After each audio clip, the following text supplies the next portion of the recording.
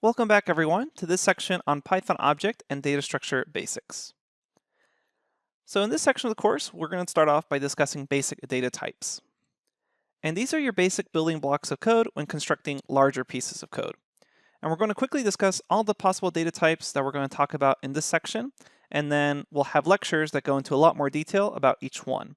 So don't worry about memorizing all the information shown here. This is more just a quick overview, and there's going to be a lecture on each of these data types as we go on throughout this section. So the data types that we're going to be discussing are the following in this table. Here we have the name of the data type on that left-hand column, and then there's the type. So what that means is just Python has an internal keyword for this name, and you're not going to get the whole word integer, the whole word floating point. Instead, Python has kind of a shortened keyword. So that's the second column, such as int for integer, str for strings, etc. Then we have the description column, and that's just going to be what the actual description of the data type is. So let's quickly go through these. We start off with integers, and those are just basic whole numbers, such as 3, 300, 200. Then we have floating point numbers, and those are numbers of a decimal point, 2.3, 4.6, 100.0. And notice here that even if you have 100.0, that still counts as a floating point number. That's no longer an integer because it has a decimal point.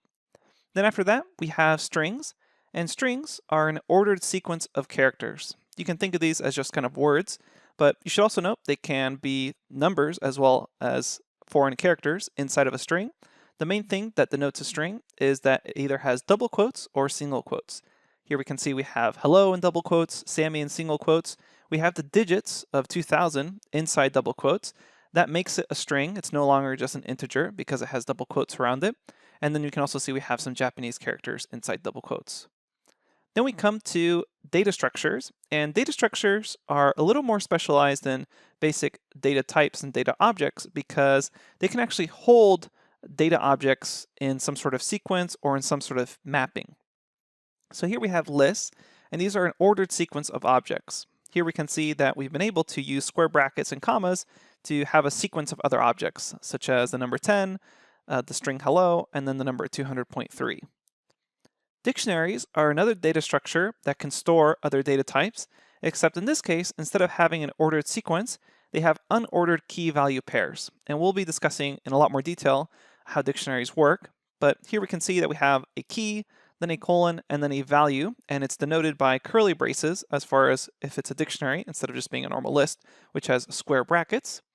But then we can have something like name, and then colon, and then the value of that name is Frankie. Again, we'll be discussing dictionaries in a lot more detail. After dictionaries, we have tuples. Sometimes they're also called tuples.